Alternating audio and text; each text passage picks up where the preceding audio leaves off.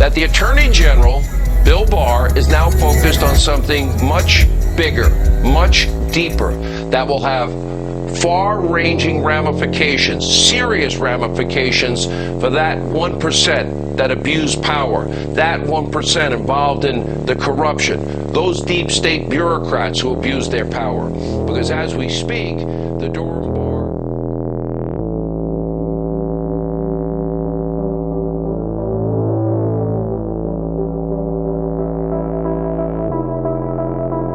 I think there's something, I think all that we've discussed, premeditated fraud, FISA court, dirty dossier, spying on a president, outsourcing of spying. Right. I feel there's something so big in play that I think the deep state knows it. Andrew Weissman kind of referred to it in his comments.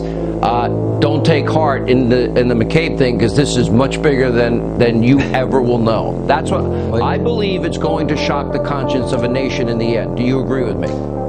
Yeah, I think Crossfire Hurricane was a danger to democracy. I think it should never happen again. I think it was set up to destroy the Trump campaign, not protect it from Russian influence. From Spygate to Russiagate, Muellergate, Ukrainegate, and Whistleblowergate, you are forgiven for failing to follow all the twists and turns in this latest installment of what might now be called CoupGate. A miasma of consternation lay heavy across the Potomac swamp late last week when former FBI acting director Andrew McCabe was let off the hook for lying to his own bureau, while elsewhere across D.C., the disgruntled Lieutenant General Michael Flynn was still fighting for his life against exactly the same charge after a 3-year of dilatory maneuvers by the DOJ to conceal their prosecutorial malfeasance in the whole case. And then the sketchy Roger Stone matter entered a twilight zone of jiggery-pokery that appeared to climax in a staged ruse by his 4 prosecutors to lure the Attorney General, Mr. Barr, into a trap. Like I said, CoupGate and all the other seditious campaigns to overthrow the president, which have already gone through so many different gates, like I said, Spygate, Russiagate, Muellergate, Ukrainegate, Whistleblowergate, that Mr. President Trump looks like he spent 3 years training for the giant Salem in the next Winter Olympics. A localized civil war is underway in the Department of Justice as we speak. Mr. Barr is in the middle, getting it from both sides. The AG has apparently partitioned the DOJ into 2 separate realms now. The now identified core of coosters working desperately to keep their asses covered, a CYA, in an effort to keep the unraveling conspiracy, and that Mr. Barr's group attempting to account fairly for all that has happened, while salvaging what's left of the outfit's institutional legitimacy. Too much documented evidence of crime is out there in the public domain to dismiss these activities as a conspiracy theory.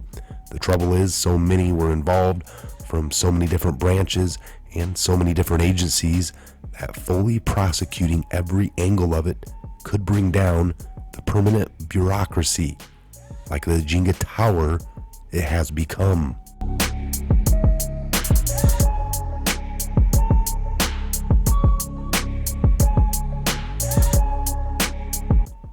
The decision to let Mr. McCabe skate on the lying rap infuriated those demanding accountability for government lawyers gone wild, since even the DOJ Inspector General, Mr. Horowitz, cited several instances of his lacking candor in more than one different report.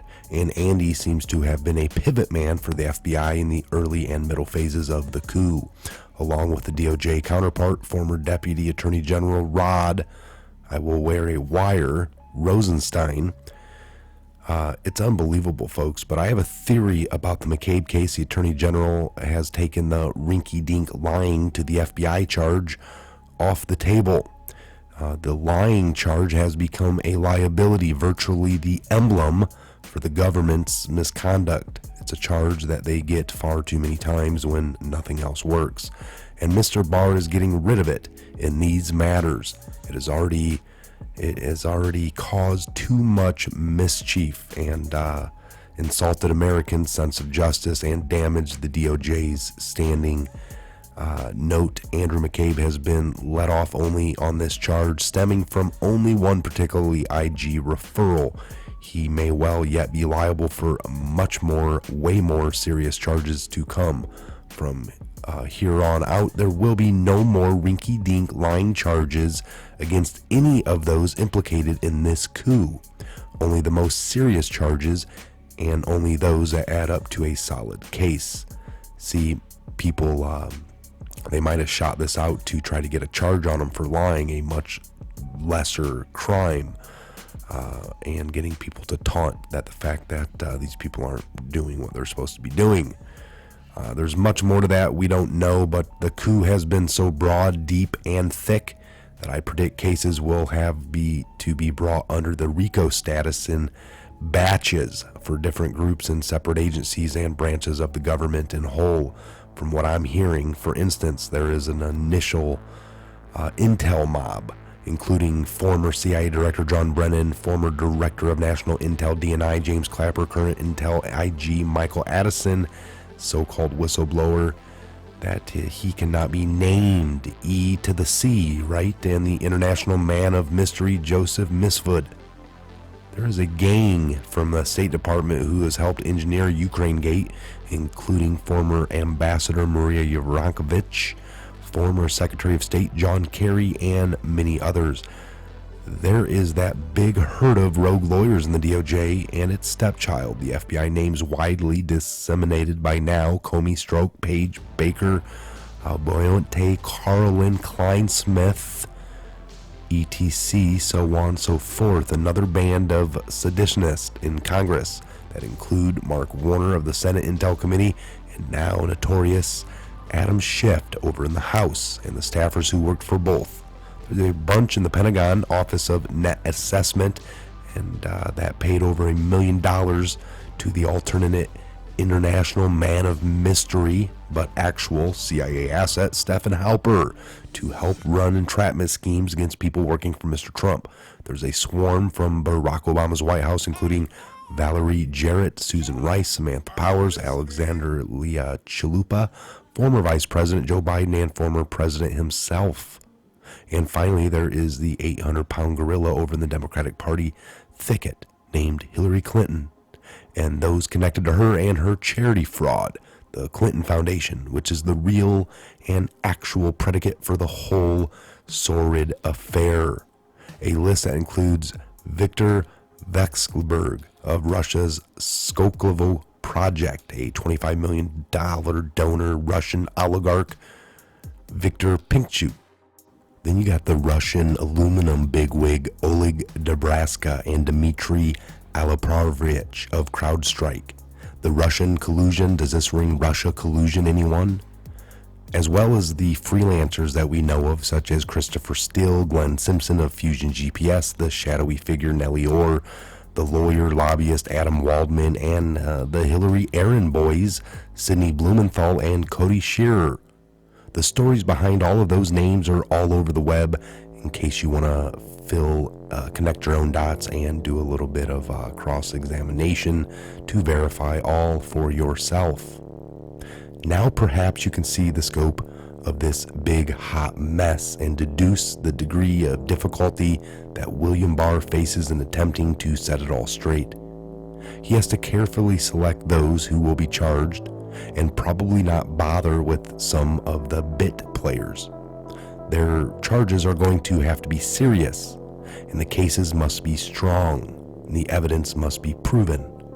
It is a gigantic job of work and rather delicate business, considering the explosive potential to a government whose credibility is already pretty much shredded and failing.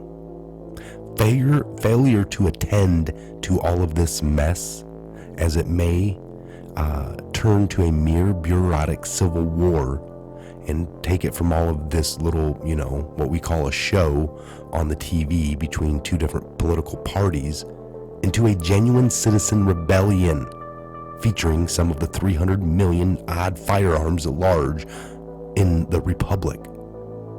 I believe Mr. Barr is full aware of this and what's at stake, and will behave in the most honorable position and do the right thing.